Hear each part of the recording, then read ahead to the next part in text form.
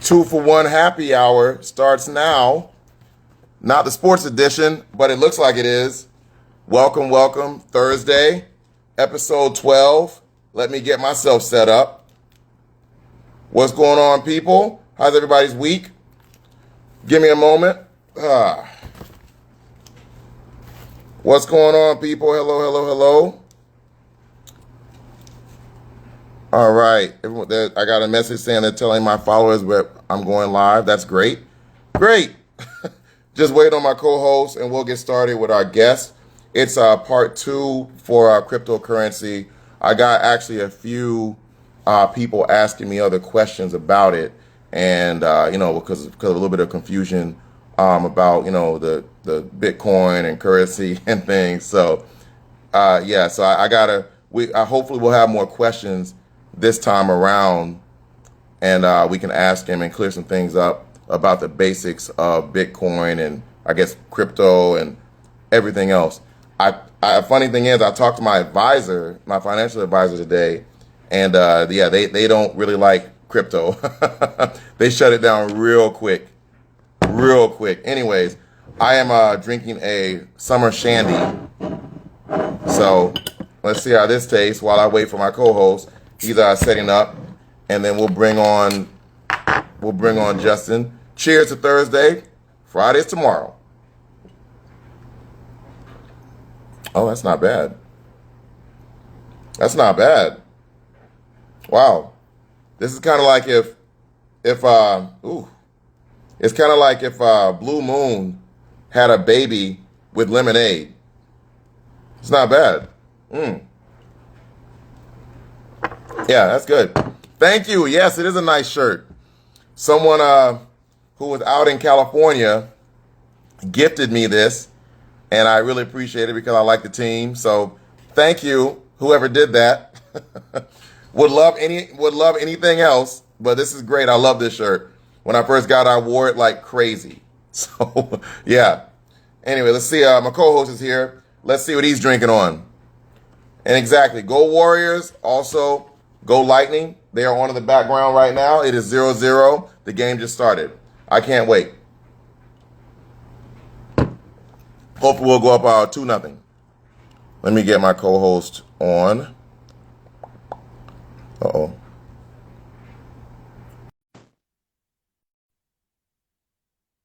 All right, let's see.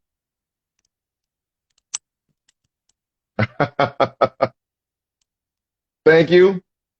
But as you can tell, these shirts fit a little tighter these days, unfortunately.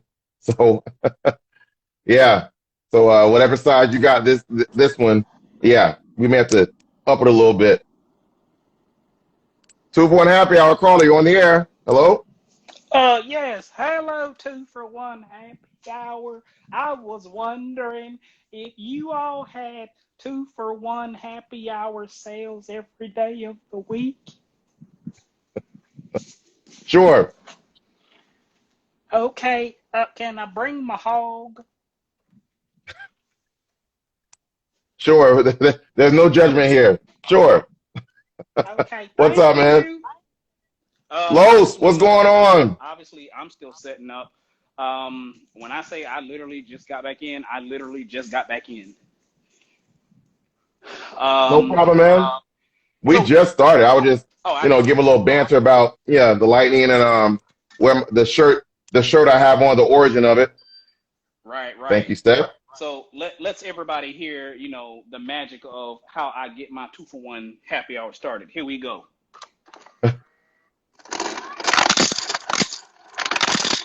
Oh God. What? There we go. Wait, is that sex? What is that? Yep, there we go. That's part 1. Here we Oh go. God. Gonna go ahead over here with Well, part 2. well, while you do that, let me tell them. Wait, hold on. Okay, Listen to the pour. that sounds like you're pissing. Oh shoot, I forgot to That mute. sounds like piss.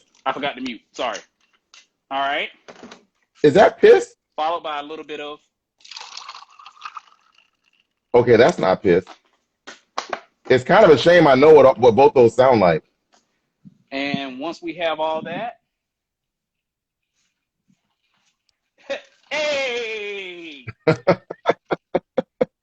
hey, all right, woo, Well, man, cheers. let me tell you, I am sweating. There's a lot of people on here. Man, I am sweating like a hole in church. Dude, let me tell you. Yeah. Oh, my God. I'm not going to lie, man. I have to tell you offline what I had to go through anyway today. All right, so, hey, you know what? We're late. I got my mixture right here. That was not piss. Got mine. There we go. And you know what? We're going to talk about what today? Cryptocurrency part 2. You know what? I actually want to bring something up. Because I looked at the market this morning and it was terrible. Then I looked at my trust wallet. Let's just say I might as well delete the app. All right. So anyway, without further ado, I'm gonna bring in, well, you're gonna bring in just John McKinley. Hey, we need to know what's going on for part 2 of this cryptocurrency NFT talk that we're gonna have. We unpacked the bags last week. Yeah. We brought him on, and then we're gonna go ahead and bring him on again to kind of, hey, what is going on with the market? What is going on with crypto? And you know, we let me bring him on. Yes, Steph, a hole in church. Yeah, sweating. Yep. Just John. Hey, what's up? Welcome back for part 2. But before you start, man, nice.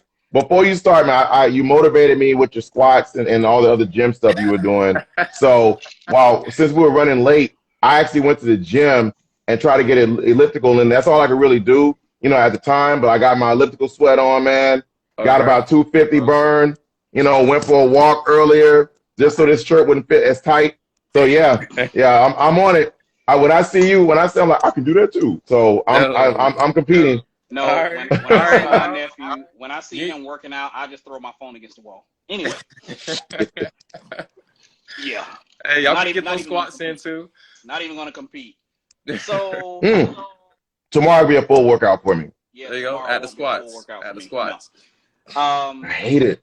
So me too. You know what? I don't even know where we left off at, but hey, I know you said something's going to happen with NFTs and crypto. It is looking terrible right now. Terrible. Terrible. What is going on with cryptocurrency for those who have it and now have to go back to doing their real jobs because their stuff is down? Well, that, and also too, there's in the beginning of this, I said I had a few people like hit me up like I was lost, I was confused, and then I couldn't even explain what I thought I learned. So we may have to rewind a little bit about just the bottom barrel of crypto after you answer Jeremiah's question. No, actually, let's start there. Oh, okay. So let's start with, what is crypto? I mean, how do I buy it? What is just a review? What is a wallet? What is blockchain? I have no idea what that is. I'm speaking for all of those. Hey, I'm Bobby. Welcome. Hey. We're talking about crypto. Sound like dude.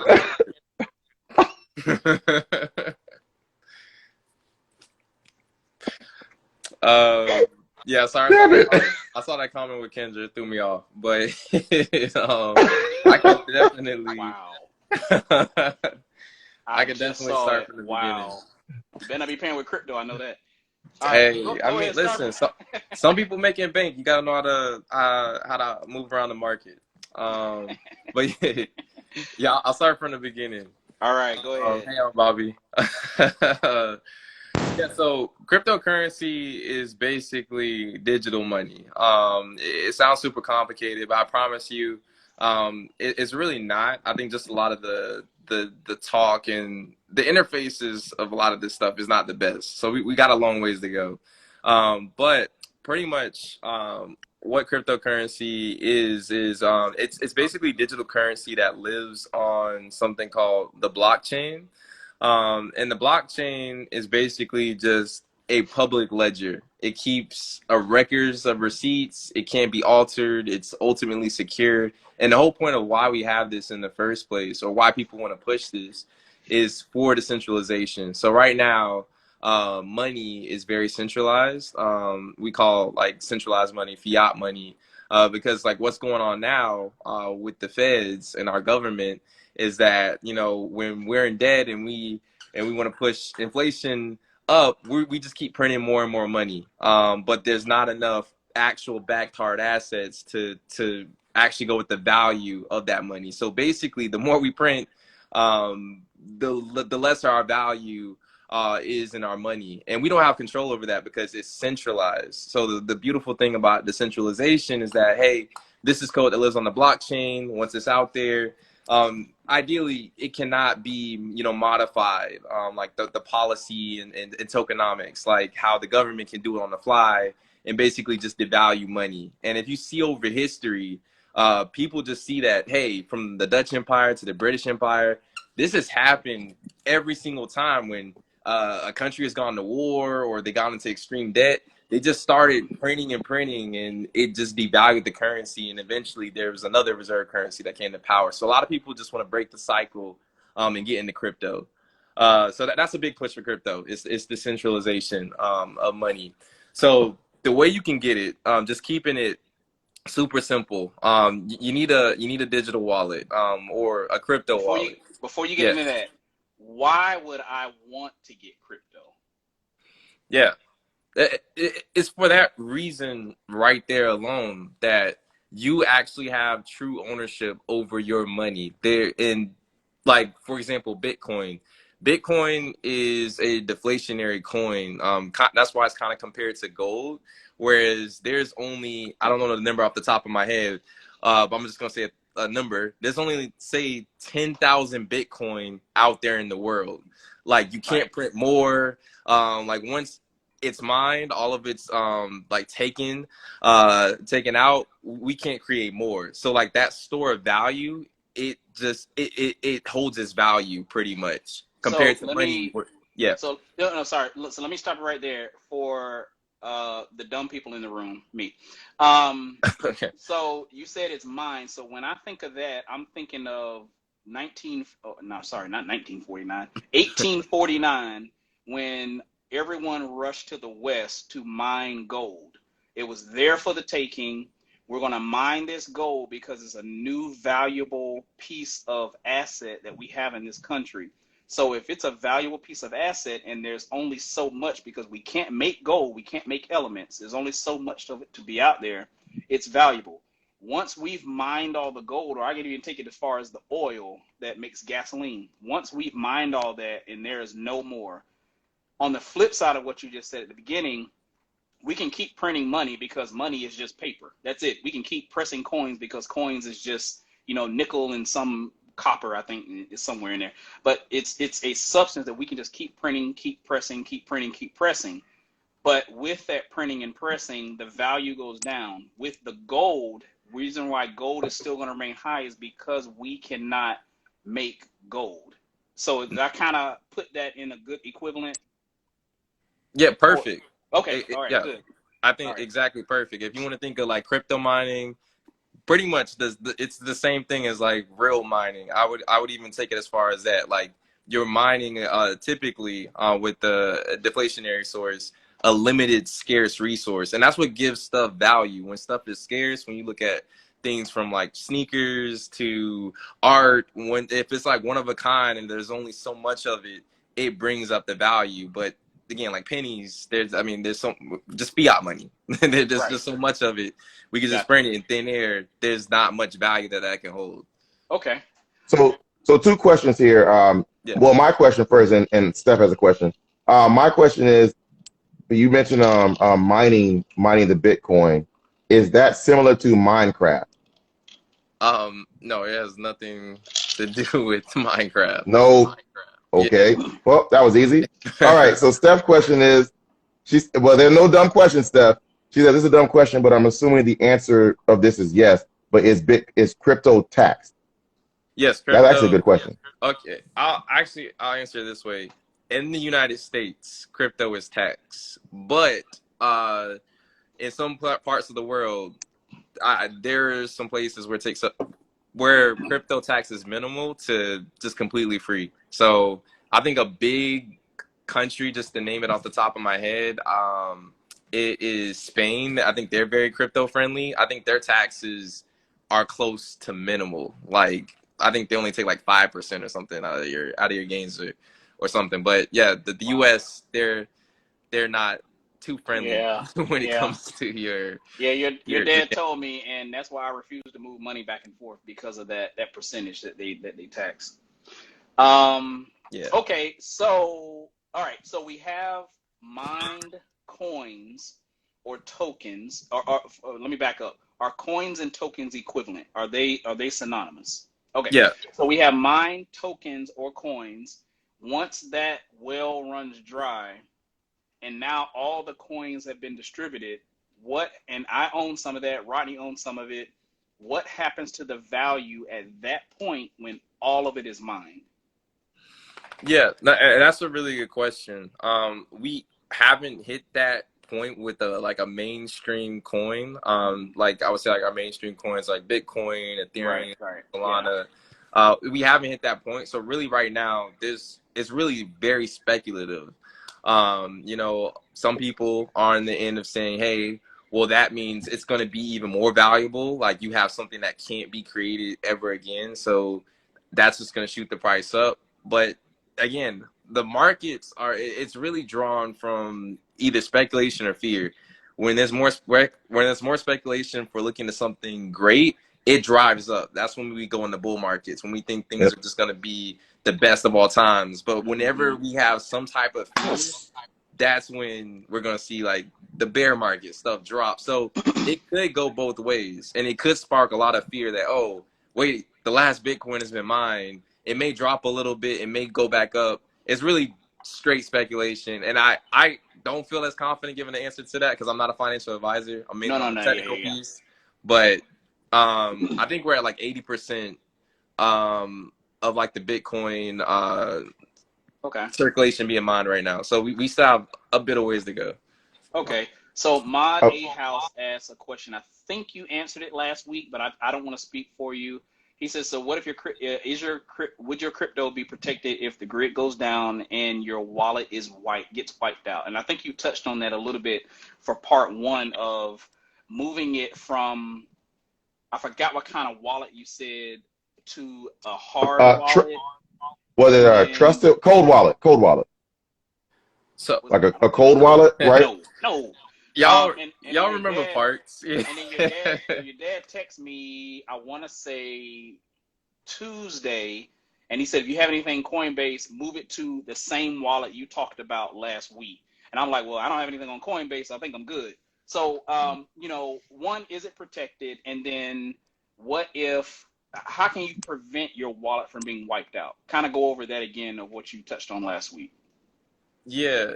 So I'll go into that point about the Coinbase thing. Okay. And I want to clarify with Mata House about what he means by grid, if he could type that in, because that can mean a lot of different things. But there's a difference between having your crypto on an exchange and on like an actual digital wallet. So on an exchange, that's kind of like the easy way to buy the crypto. I think the limits they make it super easy because they want you to be on the exchanges.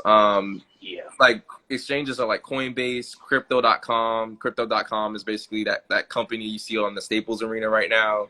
Binance, these things like that, like those three names, I think those are the three biggest you'll probably come across as far as exchanges. But there's pros and cons to it. It's super easy to manage and protect your crypto. Like I think it's like FDIC assured and whatnot. But Okay. the That's thing good. is, Yeah. yeah. That's a good thing about exchanges. But the bad thing though is that if they ever go into bankruptcy, which was like rumored with Coinbase, I think the CEO came out and said, "Hey, that's not the case. We're not going into bankruptcy."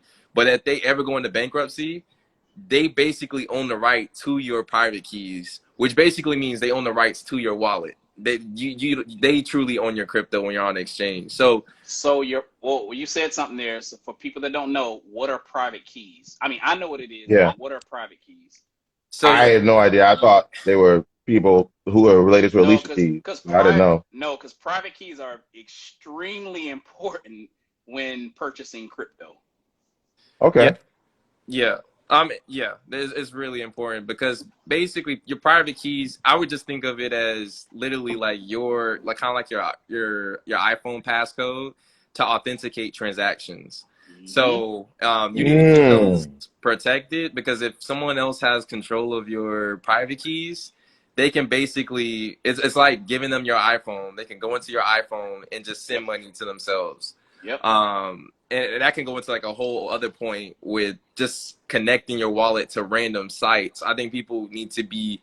I didn't talk about crypto wallets, so I kind of got to go back, but I do. This is a very important point. Don't connect your wallets if you do create a wallet to random sites because a lot of those things, a lot of those sites, you're signing transactions to basically give up your private keys on the low, and a lot of people don't realize that, and you'll interact with like a nefarious website, say like 2 weeks ago, nothing would have happened in that 2 weeks time span, but by tomorrow you could have went in your wallet and it could have just cleared everything out because you signed that Mm. transaction that exposed your private keys. And there, when your wallet is created, you only have one private key. It's like your social security number. Like your social security is like the passcode for your wallet. So two things that Well, Mata House asked. Hold on for a second, Ronnie, because I want to go wait. back. He clarified. He said a power grid. I don't know if that makes the clarification more clear. A power grid. That's what kind of grid he was talking about. And then he said, so basically, what you explained is they're like a bank. You deposit your money, and then basically own your cash. They own your cash. Pretty much, exchanges are just banks. So you really have two sides of crypto. Some people feel safer because it's like FDIC assured, so they put their money there. And then some people just feel safer putting it into their own crypto wallet where they control the private key. And that's the part Mm. where y'all were talking about. Um, there's two types of wallets when you have your personal wallet, like cold wallet and a hot wallet, and I can explain that again. Um, just going a little bit more down the line. And yeah, just to answer Ahmad's question about the grid going down. Yeah, if the grid goes down, power goes out. Your transactions and your money it's still true. Like it's still a ledger. The chain can possibly go off for a little bit, but that's the thing about the blockchain. Like it's true. It can't be modified. Like there's, I don't want to confuse people with this. Like there's constantly people trying to hack the blockchain, but it's just so secure that Right.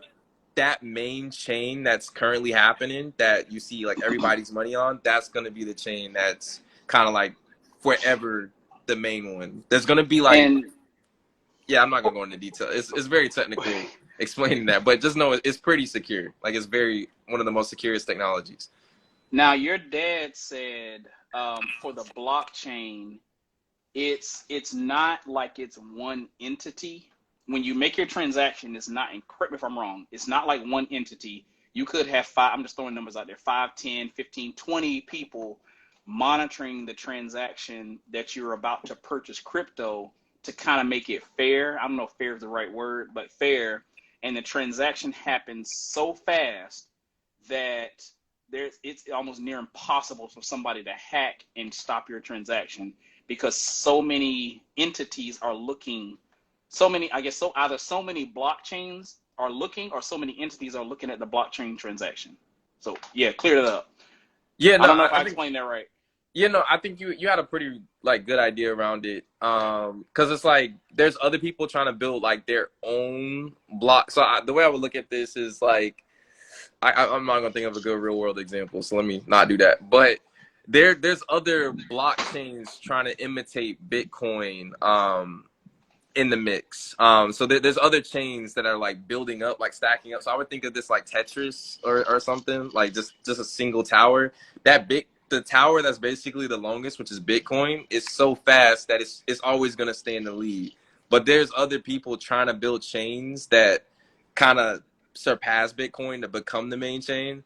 I think that's the simplest way I could think that, but I can explain that. But just know, yeah, it's constantly people attacking it, but they've been unable to get in. But the thing is, and I'll spend a little bit of time in this area, not too much, is this is with modern day computers, but the threat though that a lot of people are thinking about is with quantum computing, because quantum computing basically can just 1,000x do things faster than what current computers can do. A lot of people think that like the hash rate of Bitcoin, building that chain out, it could be done faster pretty much with quantum computing, which could be a threat to Bitcoin, and people can basically like hack the chain. But professors and many well-known representatives of cryptocurrency came out and said, like, as basically quantum computing becomes more and more serious, like anti-defense upgrades to the blockchain will probably be in the works. Not probably, will most likely be in the works as that's being developed. So there's no threat to hacking the blockchain other than quantum computing, because the computational time is, you can't outwork the chain that's been going the longest. Right. So as far as someone trying to hack that transaction, a couple things in there.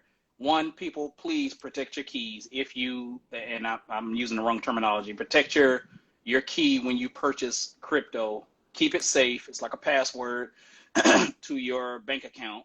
And then also, man, I forgot my other thought there. Just keep your stuff safe, and then please know that that it's almost pretty much near impossible to hack once you're making that transaction. I know when you go on websites and purchase something, you have to look for the HTTPS, that's secure, knowing it's secure. Yeah. So what he just explained was transactions are secure, but please know which ones you're purchasing from, and then protect your key. Modern House, he's on it tonight with questions. We got two. He's saying that he has silver, and he's an owner of physical silver and gold. So do you diversify into silver and gold, I guess, if you own it? So Modern House, do you mean crypto and diversifying in that? I mean, what do you, I guess, kind of clarify with diversifying if you own it? Or Jonathan, maybe you know what I have no clue. Yeah. I'm just trying to interpret the question. No, you good. I think what I got from it, correct me if I'm wrong, Ahmad, is I guess, like, should you just basically diversify your investments, like, in general? Like, I guess he's in gold and silver. Is it worth investing in crypto? That's kind of how I took that. And honestly, I feel like, yes, if your question was that, I think you should diversify your investments. I think that's like just the investing rule 101, is that you should have diverse investing strategies, and often ones that are not correlated together. And we kind of talked about this last week. Crypto, it follows the stock market, sadly. Yeah. Sadly, yes, it does. It does, with the regulation and different things going on. It does follow the stock market, but still, even investing in crypto, I would still invest into the stock market. And when you're in the crypto, a lot of people, this is where they fall short. I think the majority of people, it's actually a small number. I'm gonna throw some numbers out here. Only 40 million people in the world, actually, I think it's in America, actually. Let me not say in the world. The 40 million people in America own Bitcoin, some piece of Bitcoin. And it may not even be people. This is actually wallets. There's only 40 million wallets that hold Bitcoin in America. And there's a lot of different people in the world. So the reason I said that too is, listen, for a lot of this stuff, like, you're extremely, extremely early.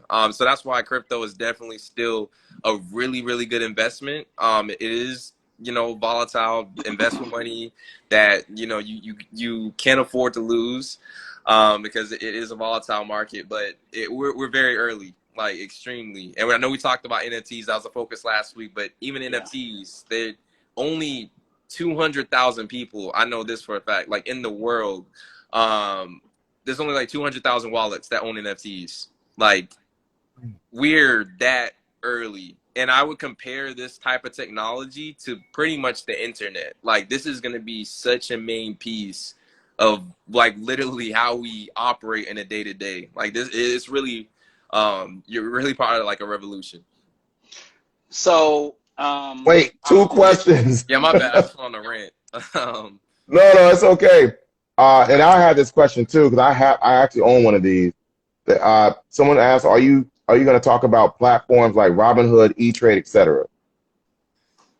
I mean, that's more, to be honest, if you're doing anything with crypto, do not use, I hope they don't see this, but don't use Robinhood. Hey, I use them. I want to use E-Trade. Robinhood, I want to use Robinhood in general for stocks personally because, you know, with the whole GameStop, flurry, I think a lot of people remember that. Yeah, they centralized sources. They freeze the trading because they were like afraid of I did losing hear money. about that. Yep. Yeah, So, I heard about that. again, the point of crypto is the centralization. Like, we're not supposed to even have exchanges, but exchanges are becoming a thing. It's supposed to be about decentralization. That's why this was created. But yeah, I would just completely stay away from Robinhood and E-Trade. Damn it. I don't know My about you. stuff is in Robinhood. In general. Yeah, With stocks, I did not complete my account sign up. Cause keep it that way. He said, he was like, yeah, you know, and I was like, Okay, all right. I gotta find. Well, now I have another question, but somebody else had a question a lot earlier about something being taxable. I think it was stocks. Hold on. I'm going up. Sorry. I thought You guys might have read it. already answered that. Is crypto taxable? I think that was Is it tax? Oh yeah, is it Steph or Emily? I think it was one of those. Wallflower. Is it taxed like stocks? And where you only get taxed when you sell is what I guess what they were trying to say.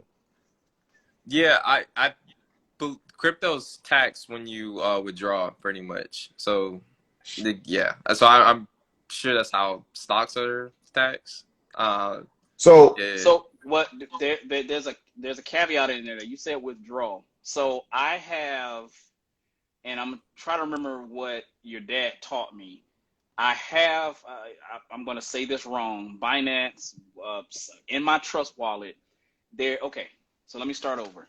There's my bank up here, and then I can pull whatever money out of my bank over to another entity that now converts it over to crypto type dollars. Once it converts it to crypto type dollars, then I can now take that and buy any kind of crypto coins I want. Mm-hmm. Now I own all these coins. So now if I own all these coins and I want to, okay, hey, I'm making a whole lot of money. Let me see if I can pull this back up into this entity. At that point, I'm not taxed. It's only when I go from here back over to my personal account. Is that correct? No. When you pull it back to that entity, those count as gains. All right, so there you go, people. So that's why I wanted to clarify, because there's two levels. It's not like, oh, I earn all this crypto and then I can just simply move it over here, or how do I get it back over here? So at what point does it get taxed? It's the part where you take it from out of here and send it back up to your crypto fake account, I guess. I don't know. Yeah. Your fake money. Basically your crypto wallet. Because if that was the case, like if that wasn't taxable at that point, people would just always keep, because you could pay for stuff in crypto. You would just keep everything in crypto. You wouldn't convert it back through the bank. I think that's one of the reasons why they converted. Like right when you pull it out, those count as gains. And you might be saying, oh, well, I can just hopscotch it through some wallets. Yeah. But and that's the thing about the blockchain. Like, it's public. Like that, and the exchanges, how you get money in cryptocurrency, why they're trying to regulate it is it's operating by like KYC, where like exchanges that offer the conversion, they have to know their customer. So you can often see when you're signing up for crypto, you got to put in like your social security number, like for these exchanges. Mm-hmm. Like you're putting in your driver's license. They know who you are. So when the government wants to know, hey, do they own anything? they have a tie to you in your wallet into any potential, wallets that you send those gains to. So people can try to avoid it, but yeah, it's still developing. A lot of people haven't paid its crypto tax because it's an ongoing developing situation. But yeah, just keep track of gains in the best way you can. I know it's really hard, but we're just super early. There's a lot of new technologies being created out where it basically can connect to your wallet and can like basically set aside money or show you the potential from your potential gains, show you the potential amount that you have to pay for taxes. There's different there's actually a couple applications out like that right now. That's probably ideal other than like tracking it manually, because it's almost like everybody's like 1099 Yeah. just making money out here and you don't want to get caught. So let me ask Yeah. this question then. In the scenario that I think most people in this country are in, I have all these crypto accounts or crypto coins or different cryptos I'm purchasing, and I've lost money. So I put in $200, bam, bam, bam, bam, bam, and now amongst all of these, it equals $100. If I want to say, look, I need to pull my money back up here so I'm not losing in these cryptos, at that point, is that considered a gain or a loss? Because I don't know if some people are asking this question now that you said that. If I'm losing money, it's like, well, wait a minute, where do I put the money I have left and not have the fear of being taxed if I move it back this way? So is it only gains or when you move it and convert it up? Got you. Because like, okay, when you're saying moving converted up, I'm thinking of converting it back to USD. Right, And right. yeah, and when I'm thinking gains, I'm thinking that, well, and this is how it pretty much works. You hold Bitcoin, say you hold Bitcoin at $10,000. If Bitcoin goes to $30,000, you basically made a gain Right. on that. I'm not, but yeah. So I just wanted to explain that part. Like that's how it works. Like it just naturally, you own the currency is in your wallet. So the gains there. I just want to clarify that there's no extraction. Like the gains are there. Based off of the value of your wallet, and the value of your wallet is public information. So a lot of people don't know that. You could go on something like, I didn't know that. yeah, you can go. The blockchain is public, so if they have your wallet address, you can see the current balance of what's in a certain crypto wallet. So that's how they know like who the I don't go too far over here, but whales. These are people who have like a lot of money in crypto. They're like millionaires. Because you could actually go into something, if you want to do it right now, you can go to a website called like etherscan.io. This is specifically for Ethereum. And it is basically like the tattletale website for every transaction that's done on Ethereum. But yeah, I'm not a tax expert. I don't know for sure how the losses thing works, because there's a lot of people trying to do money laundering in this space. With new tech, there's a lot of nefarious stuff going on, because a lot of people have asked this question of like, hey, if I maybe made $10,000 of gains in Ethereum and I put that into NFT, that NFT went to $0. I have heard that you still are expected to pay the $10,000 gain that you got, even if that NFT went to zero. So it's a developing realm. So the best thing, if you're making serious gains, I would just seriously seek a tax professional that's like certified and known in crypto. Like if you're making some really, really serious gains, because they don't acknowledge your losses, because it could be gamed. It could be gamified. There's a lot of potential money laundering that could happen. So if I did want to move my money out though, and it's not taxed because I don't have any gains, what service fee or anything like that, if I need to convert it back over to US dollars to put it back in my account, is there a service fee tied to that conversion? I can imagine. It depends on the platform. I think most exchanges, like even when you buy crypto, they apply a fee. It's like a 2.5% fee. So I would not be. I never did that, but everything has stayed over there. But yeah, I can imagine that it would be the same thing coming back, like trying to put it back Okay. into US dollars because they're trying to Right. nickel and dime in whatever way they can. They're already doing it Yeah. when you buy the crypto. Yeah. Yeah. But and yeah, that's when if you ever use trading like regular stock trading like Robinhood, they're gonna hit you with that little message in the app saying, "Hey, you made some gains. You need to pay taxes." So Come they'll on. yeah, like they'll notify you, or you gonna get notified if you owe something. Wow. But I'll still stay So on top of did it. you did you answer this question? Someone had one about, is there an exchange rate for dollars to crypto like there is between currencies? Yeah, it's the value of the crypto, pretty much. Okay, you answered that. Yeah. So, all right, so my question is, since I do have Robinhood and I've had it for quite a while, Delete it. what is my process?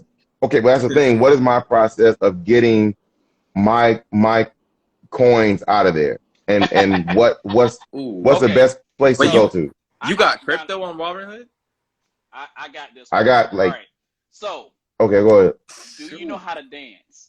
And do you know how to dance with a pole and just that hat you have on top of your head? That's the only way you're getting your money back, sir.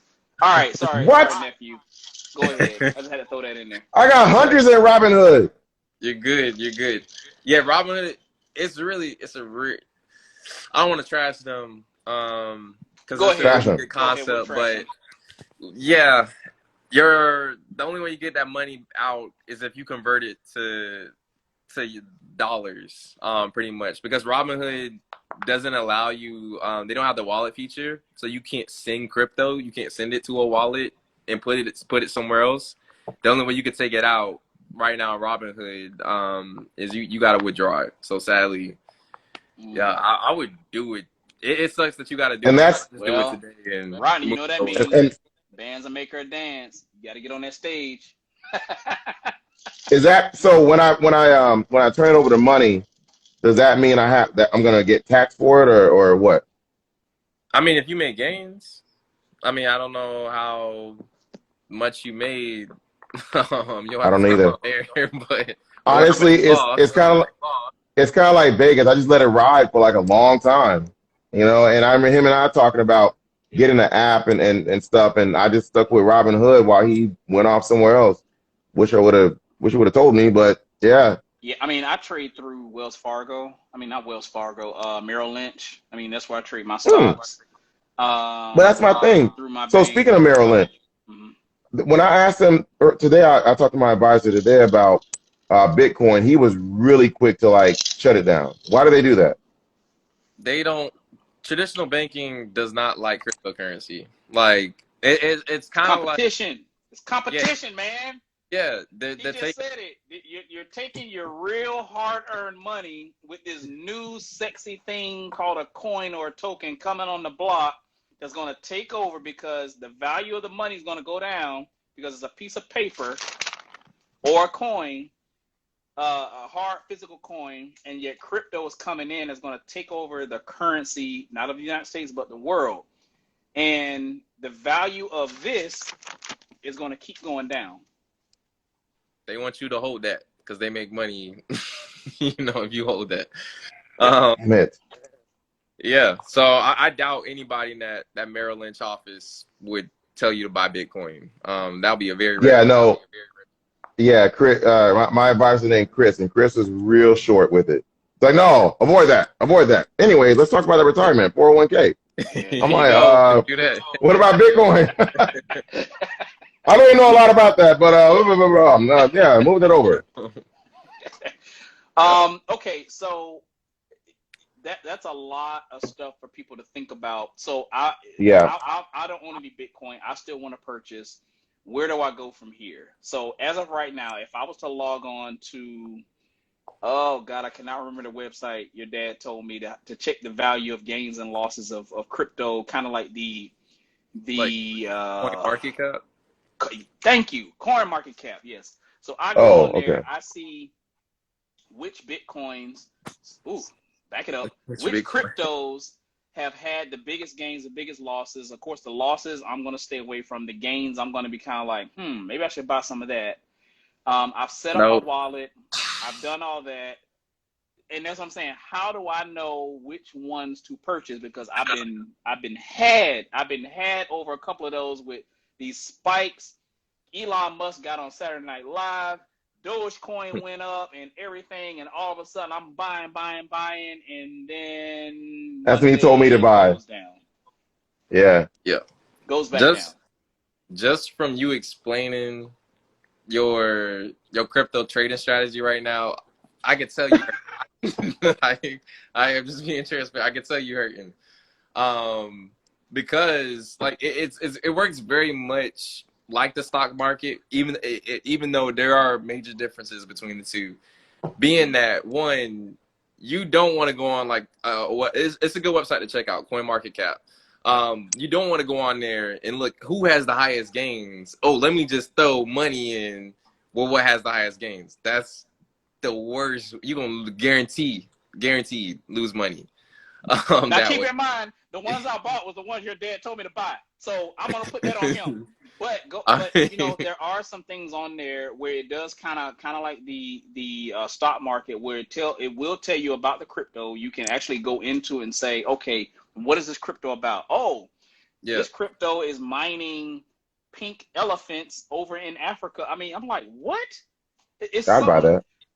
But who's buying this crap? I mean, I didn't say I bought that, but I'm just saying, like, it gives you an explanation of what that crypto does.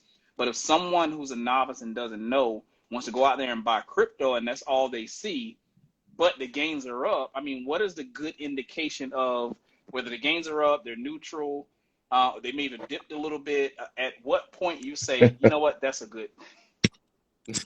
At one point, what is a good? What happened? It's an inside joke that we have. Episode of Martin. Anyway, at what point will someone who's a novice go in and say, I need to buy this Bitcoin? I need to buy this crypto because I see some things happening with this and it's a good investment. I think that's probably the biggest question outside of the dips that don't work. Got you. Yeah. I'm totally lost. But no,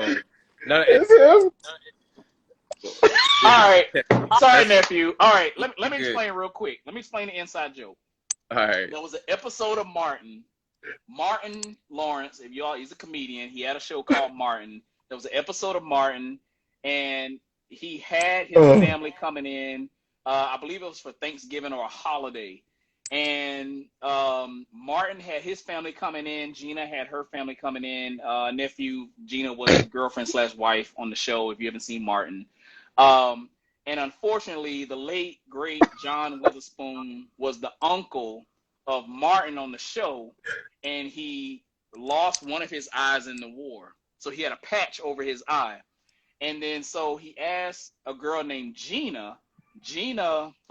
Pam. Pam is a friend of Gina, and Pam is dark skinned, Gina is light skinned, and he said, the John Witherspoon's character said, I got my eye on you, basically his eye, because he doesn't have one over here, and then something about dip and everything, and she said which one, and he goes, I'm talking about you, chocolate, and he starts doing his thing. But anyway, okay, it's so stupid. It's stupid, but it's every time we hear dip, I mean, which dip, Anyway, sorry, had to be real. Yeah, sorry. No, you good.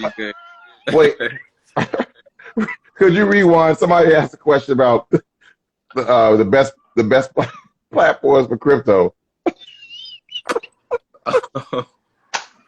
Yeah, I idiot. Sorry. Sorry. Okay. She said she asked what the best platform for crypto was. Yeah. You're terrible. All right. Jeremiah, you idiot. Well, yeah. I go ahead and I didn't know that. Question. Yeah, I need to know that myself about the best platform for crypto, because I need to write this down or either type it up here. Yeah, one of the two. You gotta get off Robinhood, for sure. No Robinhood. Yeah, so the best platform for crypto, it is very subjective. It really is. Uh, as bad as exchanges are, there are benefits to being on them. Again, like the FDIC assured. So I think the go-to, like just number one, user friendly, a lot of people do enjoy, is Coinbase. But again, I don't know how it got out. There was a rumor saying they were going into bankruptcy. The CEO had to come on to Twitter and like clarify that's not the case. Hmm. But that is a go-to for like a majority of people that do get into crypto. That do come on there. And honestly, like I would even use it as like if you want to do it that way, like buy your crypto on Coinbase and then you could just move it. I think this is the best thing ever. Like put your crypto and your digital assets onto a hard wallet. So when you're going into cryptocurrency, the best place to truly be storing your stuff is on a wallet, like not on exchange, because So, if they go bankrupt, your stuff is gone. You can get the stuff, you can get your crypto and buy it through an exchange, and you could send it off to a wallet. Because often if you're doing like large purchases, the exchanges kind of help out a little bit more in that area than going through a wallet, because wallets do have a lot of them do have caps. So like, oh, you can only buy like $5,000 worth of crypto today, whereas exchanges, I think crypto.com, like their weekly thing that you could buy is like nearly $30,000 in the crypto. ooh, And yeah, and you could buy that and just literally send it off to your hardware wallet, or your hot wallet. I can explain the difference between the two. So you could just own that crypto yourself, and no exchange or authority is gonna be over it. So that's what I would do if you're gonna be making big purchases. I wouldn't think it's an issue going through an exchange, but don't keep it there. And you going to say something? Like a question? I was No. not. I had to recover for a little bit. Oh no, I thought Yeah. Rodney. Oh, I thought Rodney. you had a Oh, okay. yeah. Sorry. oh yeah. Well, Yeah. I was gonna say use me as an example. Let's just say I get my $600 back from Robinhood. My next step is either exchange or put in a digital asset. So yeah, what you would do, like just a step by step guide, is you can go to Coinbase. It's very user friendly, and then just buy the crypto on there. They do have fees, and they're gonna probably take like 5%.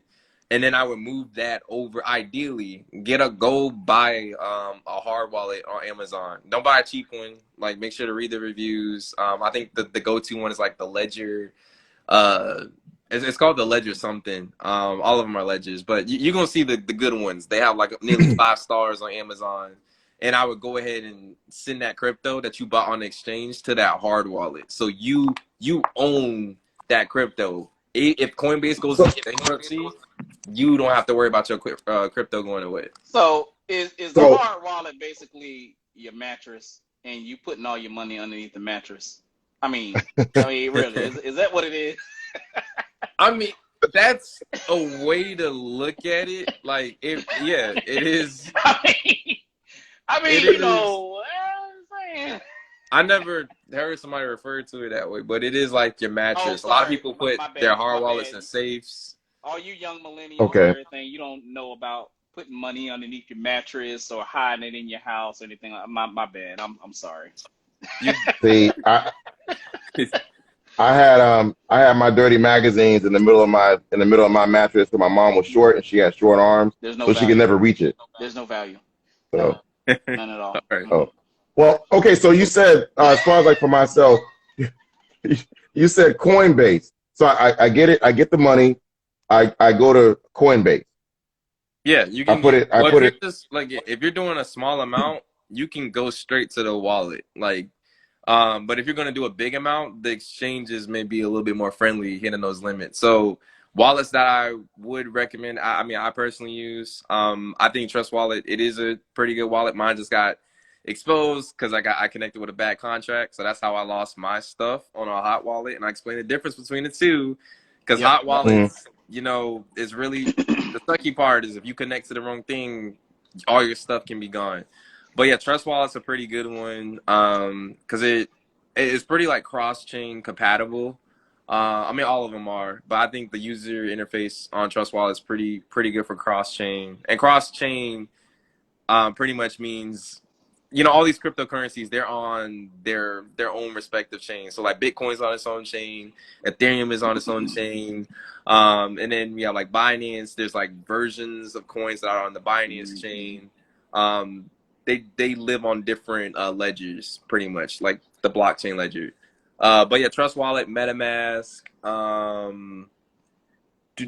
mean, those are the two I mainly use, to be honest. As Just far as Wallet and hot MetaMask. wallets, but again, there's things like Coinbase does have a wallet. And I'm not sure the technical details behind that. I gotta still research, but ideally, you should own the right to those private keys once you have it off the exchange. You can use Coinbase wallet, Crypto.com wallet. But yeah, I think the go-to for, at least for me, I can only speak for me, is MetaMask is big. That's the big wallet for NFTs and What Trust Wallet. he said MetaMask, META mask, just MASS. Yeah, it's a picture of a fox. Okay. Yeah, it looks like it would look pretty similar to Firefox. Damn. Yeah, but Okay, I so want to really Coinbase. explain this because I explained this last time, but this is super huge. Like the difference between like hot wallets and cold wallets. So everything I just recommended are hot wallets. These are chains. That means like they're basic, not chains. These are wallets that are online, pretty much. Like they're not physical. So if you're asleep, your wallet is technically it's still active, like it's still hot. So if anybody had those private keys, like I said, that passcode pretty much to authenticate a transaction from your wallet, they could clear it like in a second, just like that. So if you have $50,000, I just seen it on Twitter the other day.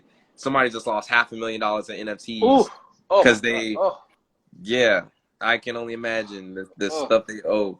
Because it was a And you can't get it back. because it was a hot wallet. Can't get it Because it back. was a hot wallet, right? Yeah.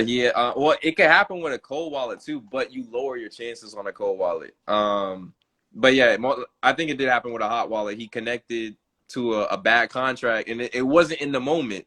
He connected to it like a couple of weeks ago, and he just woke up one morning, things were gone. He retraced the steps, and then yeah, that contract he connected to, it was a bad one, so it just cleared his wallet. So it's a really big thing, good thing too, to when you're connecting to like those random websites, because going into Web3, we're using I'm going to talk about Web2 first. Web2 is what we're currently in. I should probably explain the difference. I'll make that a future thing. Yeah. Yeah, but Web2 is basically what we're using now. We're using stuff like, Google sign in, Facebook sign in. We're signing in with our social medias pretty much, like single sign on. Well, for Web3, the way you sign on to stuff is with your wallet. So it is often a good case to have multiple wallets. So when you're connecting to something that like seems a little bit suspect, I would have like a little burner wallet. I hate to use that terminology, but a little burner wallet to just be safe before you connect your valuable wallet to that connection, because So when you this, connect to something bad, it's gone. I mean, honestly, when you're explaining this, in the back of my mind, a lot of these principles are not new, because if let's say you have automatic debit payments going to a website a legitimate website for whatever, your Target credit card, this credit card, that credit card, whatever. And they always tell you, the bank always tell you, never, for your automatic payments, never set up a credit card for your automatic payments. Always set up a bank routing number or a bank checking account or something like that. Because if that's the case, and there's two things. If that's the case, they can't hack your credit cards and go on a tangent. It's something about your routing and everything is protecting it safe.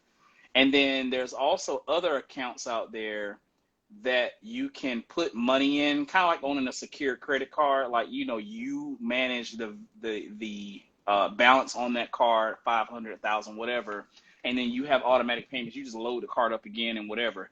But if someone hacks into that, you're not losing everything. So it seems like some of these principles for everything you've been saying this week and last week, they've been around. I mean, I know we joked about putting the money underneath our mattress and everything, but in a sense, keeping it in a bank is not that safe. Keeping it in exchange is not that safe. If you have it in a hardcore wallet that you control, that's just as good as putting it underneath your mattress. Unfortunately, we don't have crypto to put, I can't get like, the 100 million coins I own and just stack it up in my garage. I can't do that, but I can still lose it at the end of the day. Yeah, no, I mean, yeah. At the end of the day, there's still a potential to lose it, and you just have the most control than ever. So for people that, for people that they want that, I don't know, like insurability that, okay, someone else is managing it, keep it on an exchange, but just know the risk of keeping it on an exchange. But a lot of people was fueling this whole Web3 decentralized movement is they want true ownership of their stuff. So that's why people don't mind. Hey, no, give me my wallet. Like, I'll put it in a fireproof safe. The house can burn down, but the wallet's gonna be okay. Right. Well, and that's why we said last week, if you're gambling, if you're doing stocks, if you're doing crypto, NFTs, expect to lose this money. That's what my house said. What you put in it is something you're saying, you know what? I don't care about this money. If you make gains, that's fine. Pull the money you invested out. Now it's back into your account, and everything that you're kind of like me and your granddad, we do this thing with lotto tickets. So I'll buy like $100 worth of lotto tickets, and that's my $100 I said I'm not getting back. Once I start winning from those scratch offs and I get my money back, the extra money is now play money to keep buying tickets and trying to flip my money. So that way, if I lose it, well, guess what? I didn't have it to begin with. So, I look at it like that. And, the money that I put out there, okay, fine, good. Unfortunately, my stocks and my crypto right now are down. So I can't really say, hey, I'm going to pull my money back out because, half that's like in La La Land somewhere. Actually, it's a good question. You mentioned Web 2, and we're in Web 2 right now. Is Web 3 the dark web? Someone asked that. No, that's funny. Yeah, that ain't the dark web. That's where you can buy like nuclear weapons or something. I don't know. Is it? Basically, like buy guns, drugs. Yeah, exactly. Parts of people's bodies. Yeah, that's the dark. Yeah, like booger sugar. Yeah, but no. So what's Web 3 then? So Web 1. I'll start from the beginning. I gotta start from the very beginning to explain what we're going into. So Web 1 pretty much was the read-only internet. Basically, back then, the first version of the internet, you could only read it. Like, once it was out there, as a user, you connecting to it, the only thing you could do was read. So I think there was like news services, and it was really just news and weather. I think those were like the main Web 1 companies. Then we moving into Web 2. This is where the big boom in like blogs, Facebook, social media. People can that's now where you can you can edit and add to the internet. So not only can you read, but you can contribute yourself. Anybody in the world on our phones, we're contributing right now by being on this live stream, pretty much. So that's all right. Like Wikipedia. Web 2. Wikipedia. Yeah, Wikipedia. Don't go to Wikipedia, students. Stay away. Yeah, don't do that. They don't support crypto either, sadly. Oh, wow.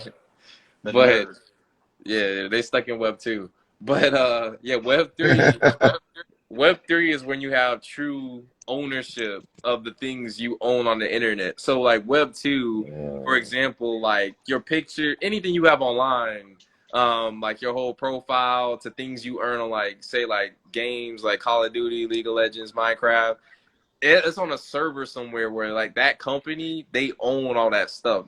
You don't truly own or have any say on how that stuff is governed. Whereas with Web 3, it's introducing the key of ownership. Okay, the things in this space and realm, you actually own this. This picture, you actually own this. This digital house in, again, this video game, you actually own this. And when you actually own things, that actually brings, in my case, I think this is just my personal decision. I think it brings more value. Like, we're just going to look at value in a different manner when it comes to Web3 versus Web2. Because a big thing, I'm going on a tangent, so you may have to stop me, is like play to earn games. So I think this is like the simplest way to explain like what's going on. That's your granddad. With poker. Hey, but that's the thing. Poker is actually super huge right now in Web3 and crypto, because, you know, like the things you could earn, like that's real. Web2, you could have gambled real money, but Web3, not only can you gamble like crypto, but you can gamble like, you know, real assets, put that on the table.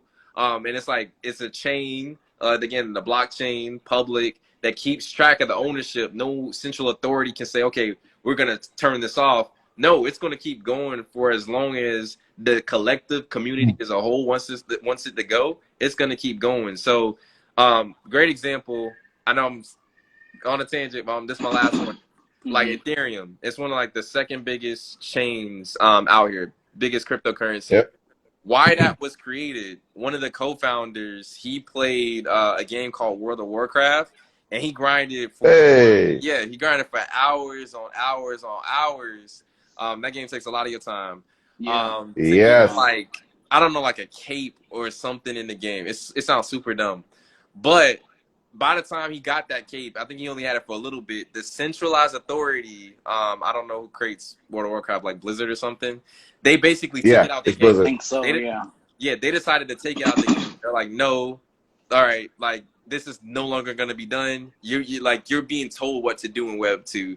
And the reason why he went on to create Web 3, he was in so much pain from spending that much time to earn and get something. Let me tell you. For someone to just regulate and say no, that you can't do it that way. So that's the power of Web3, is that the community kind of regulates and has true ownership of what's happening, versus like, again, Instagram, you know, maybe Instagram introduces a feature saying, hey, we only want 3 people on live at a time, but like the community is like, no, make this group FaceTime, like let 16 people get on here. Like, you have true ownership over the decisions that are happening. So that's Web3. I know I went on a long selling point, but I have to really sell it to you because it's a huge thing. Oh, oh no! Once you brought in World of Warcraft, I understood completely. Yeah, I understood everything. Because you can get lost in that game. I know people. I mean, they have World of Warcraft. I forgot what it's called when they do it in real life.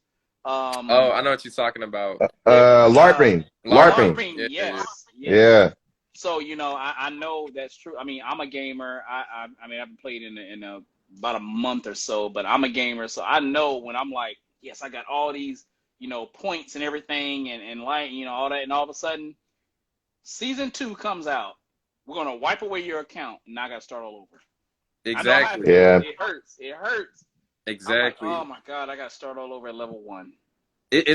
When I was Now, because when I was on help desk, World of Warcraft WoW is what they called it. It was super popular, and I was the only one not playing it because my computer wasn't fast enough to play it. And like these guys used to piss me off because I was like out there playing basketball and other stuff. You had 4 or 5 guys on the help desk that pretty much played it all the time, and I felt so left out. They had a whole different language and everything else about it. You know, like mana, hit points, all that stuff, and I'm just like, what? What does that mean? Yeah. Rodney, just build your computer. Like, no, I ain't building shit. Yeah. So you got experience I was left out of it. You got hit points. You got other kind of points and currency that's fake, but you can buy crates. Dude. Yeah. We need to get Adam on here to talk about that, man. Anyway, no. Like, let me add this part too, because I know like a lot of people won't relate with the gaming aspect, and I think another industry. I think the 2 biggest industries we're gonna see this in. First, gaming. It's going like crazy right now. That's what's really leading a lot of this stuff. Second one is music.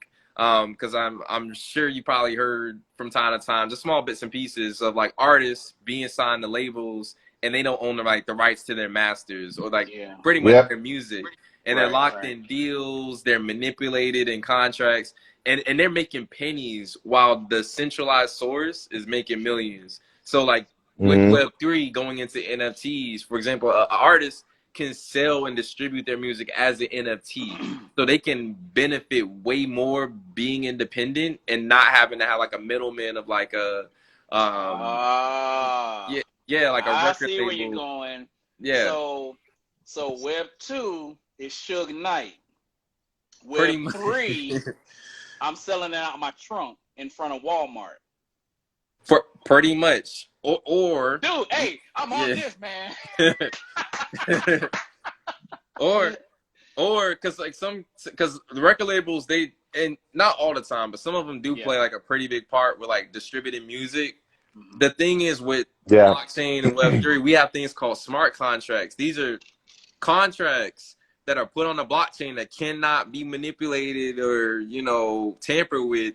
Whereas that amount that artist is gonna get, like that's the amount that is guaranteed. Like there's no like backtracking or any of that. So yeah, you guarantee just to make more money being anything independent in Web3 versus Web2. Even when it comes to content, like y'all podcasts, like I'm pretty sure y'all putting it on here, it brings revenue to Instagram. But if y'all wanted to go in the Yeah, Web3, not to us, not to us. yeah, like it just creates more ownership, and that's why this thing is like unstoppable, and why people are just so like heads down and say, okay, this is gonna be big. Like I was just on a call with a guy the other day. Like a cryptocurrency is gonna succeed. Like I'm not gonna say his name, but he showed me his wallet. He has over $1 million diverse into different crypto assets, and he's just so Man. bullish because he sees this kind of like the modern day .com boom, and even like the automobile boom. So back then, these were hot things. Everybody was just throwing money at, like, you know, like automobiles. Ford wasn't the only company. There were a lot of different companies with Ford, but Yeah. only the tough and the really resilient ones succeeded. The same thing when it came to Web2, with Facebook, Google. Like they were Facebooks and Googles that came out before. There was a competition, but only the top ones came out. So a lot of people compare those booms to what's going on now with Web3. Hey, there's like 1,000 different coins, tokens out there, but there's only going to be a few that actually make it out. So people are just trying to make that right bet. Because if you make that right bet, you kind of set.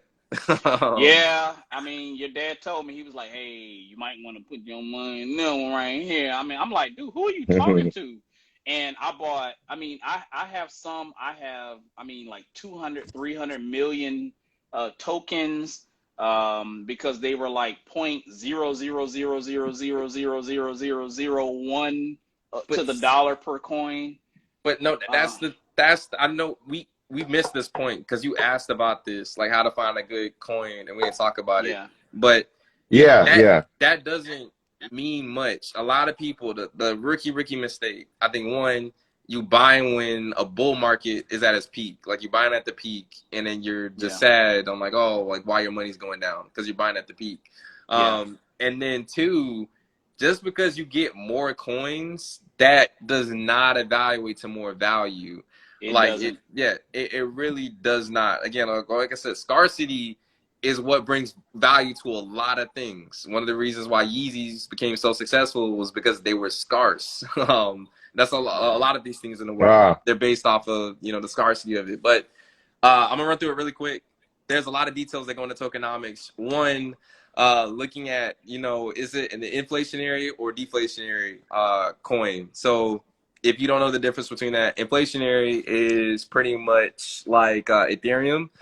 There's no max supply to that coin. So there's tokenomics with it that help bring it value. Like I think they burn gas fees, but Bitcoin is deflationary.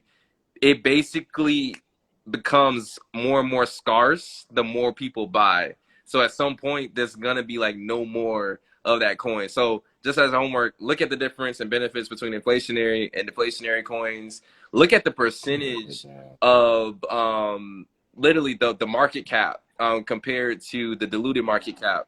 I'm throwing some big terms out here. Basically, market cap is the amount of coins that are in circulation times the current value of the coin.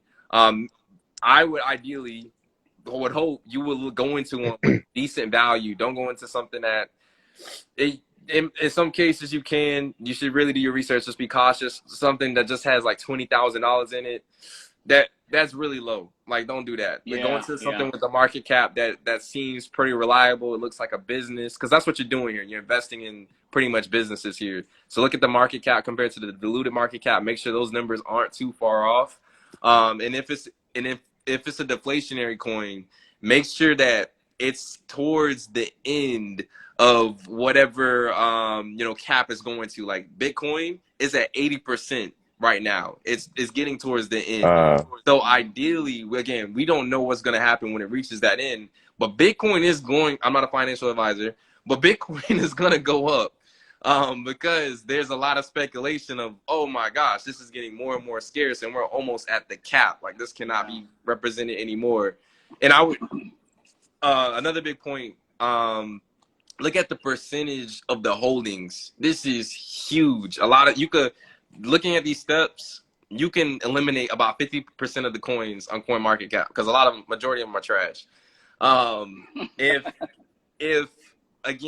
a wallet has, I would even say, over a quarter of the supply, that is a red flag. Like, sometimes, coins do something called vesting, where they do, like lock a part of like the crypto capital to be for like the dev team or for awards or for staking.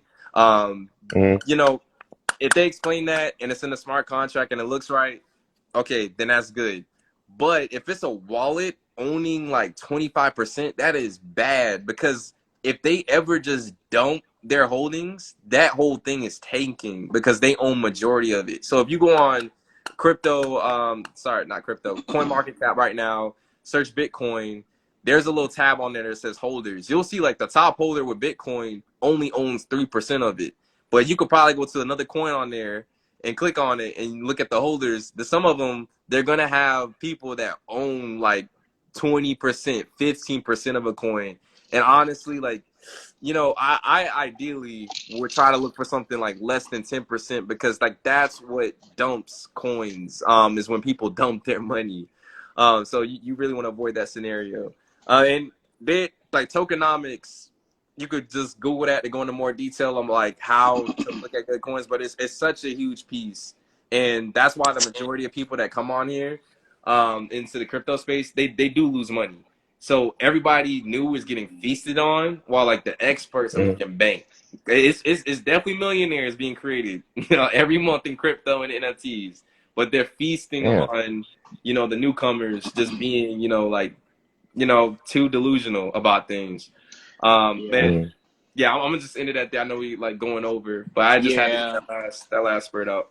No, I appreciate it, because I used to work with somebody. He made last year sometime he made $24,000 in 1 month of a crypto that he invested in years back, and like just let me check my account. Like, I made $24,000. I'm like, excuse me?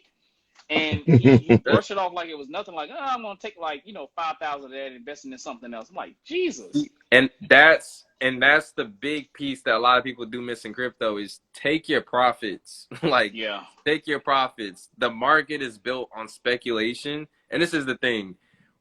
When I say it's built on speculation, you want to catch that speculation before it hits off. Typically, by the time you're looking at it on the news and everything, you're late. Like you don't want to throw money into that currency, because it's not the best entry point. So you need to figure out good entry points and always have an exit plan for taking some types of profit. So that's just investing 101. Even in like the stock market, always have an exit strategy. Like at some point you want to be able to pull the profits that what you put into it. You want to be able to pull it back as profits, and that's the goal. Is what you said. Like, you want to build up play money, so eventually you're just gonna be kind of playing around with the market with money that's not even your I don't want to say real money, but it's not your, your fiat hard earned money. Exactly. It's your trading money. So that's the ideal way you want to start trading in the Okay. crypto. Yeah. Wow. You know what? I mean, I know you can keep going on and on and on and on about this because you know this stuff. You've I took some researched great it. notes Your dad's taught you. for I my. mean, wow. Yeah. I can't even say I'm exhausted because it's so much information overload. But it's, I Yeah. mean, it's not a simple concept. I mean, stocks in itself is difficult to understand, and when to trade, when to buy, when to hold, when to not. And then you get into crypto, which is not really hard money, real money. It's, it's the future, it's young, it's new, and it's a little bit more complicated. But I mean, people, do your research. That's all I can say. Have somebody like John McKinn who can explain it to you as a basic concept. I told your dad, I'm like, look here, man, look, I got 7 minutes. Explain it to me. That's exactly what I said. I'm like, hey, I got 7 minutes. Do your best. If I can sell I got a TikTok. I'm a crypto metaverse teacher on TikTok. You go follow me, Crypto John the Metaverse. I type it in the chat. Yep, go ahead and put I it. Yeah, release please. like 15, 16-second, no more than 60-second videos going into some of these topics. Like I just did one about ZK rollups. And that sounds like some type of fruit or candy, but it's so big. That's what I was gonna say. Did that replace fruit roll up? Yeah, I thought it was a workout plan. Yeah. So I talk about this every day. So that's how I got better at it. But yeah, follow me, Crypto John the Metaverse. Read on all this stuff every day. Still find somebody else for your taxes because I'm not an expert. I'm not trying to get nobody caught up. Yeah, we don't want nobody MC Hammered over here. Or Wesley Snipes. Oh, wait a minute. Hey, look, nephew, I appreciate you coming back on, explaining this, but us trying to understand. Yeah. It goes people that are listening. It goes beyond what he went over. It goes beyond what we've talked about for part 2 this week, part 1 last week. If you didn't catch that out, check out episode 11, season 2 of 2 for 1 Happy Hour. Yeah, what's up? I gotta throw this gem out there too because I'm not gonna take more than 3 minutes to talk about this. Yeah. The real way people are making money with crypto is beyond what the average person is doing. Like a lot of people are just throwing it into either Bitcoin and Ethereum, and they're just waiting for it to go up or down.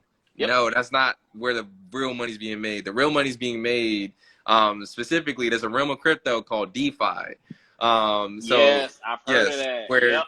So go just write these words I'm about to say down. Write down liquidity pools, write down yield farming, write down staking. This is a whole different realm of talking about crypto, but I'm telling you, people are making bank, like more than their real jobs on a monthly basis. Yeah, your dad you say told me about DeFi? that, and I was like, man, I can't even look at my trust wallet right now. Now you telling me to go another level? Oh my God.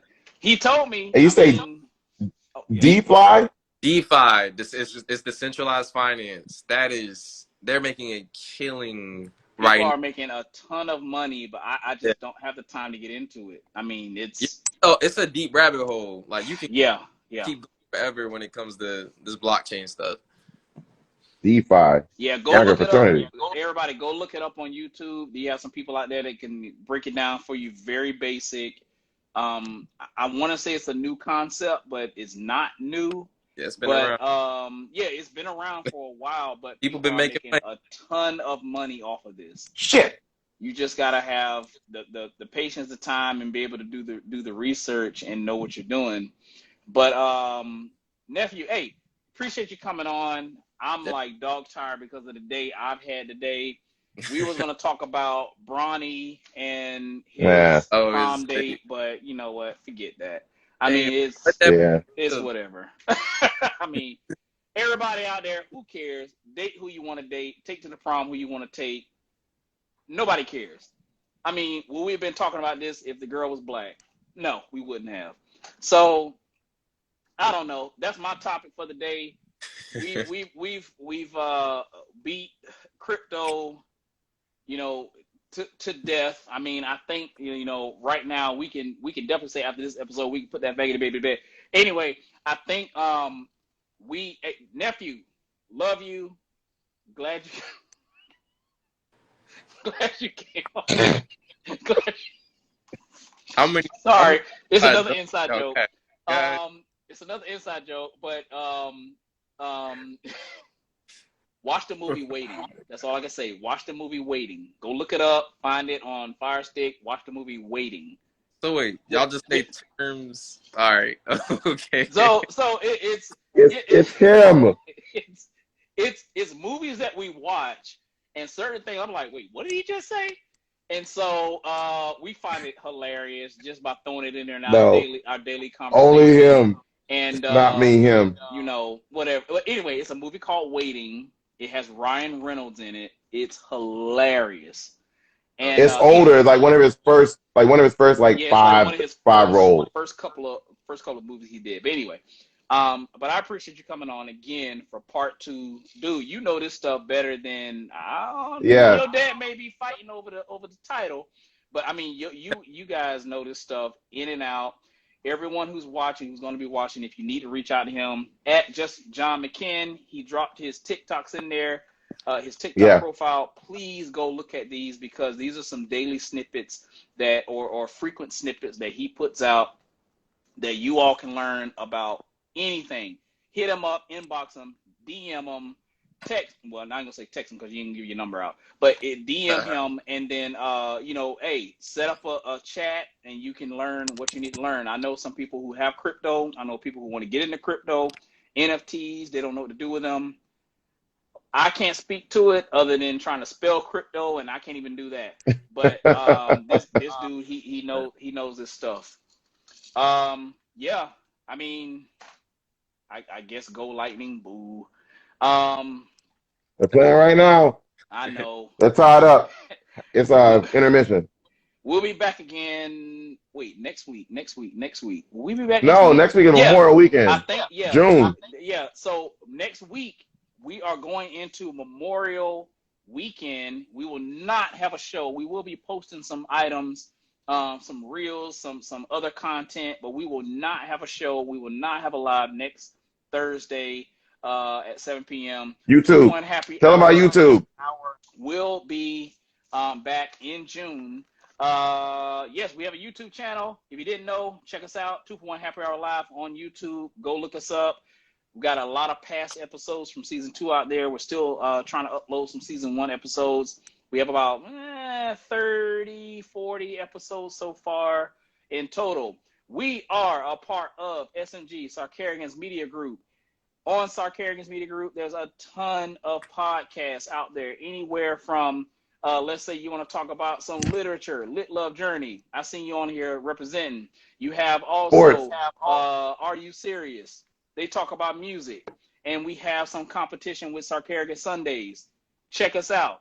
Anyway, we will check you out. Toxicology Report. Yes, and Toxicology Report. Good call out. We will Pooch, check you out. What's up, Pooch? Yeah, 6 feet under podcast. Why? Because he's under 6 feet. But we will check you out when we come back in June. Again, next week we'll release a reel. We'll come back in June. We're going to skip next week, holidays. Everybody be safe.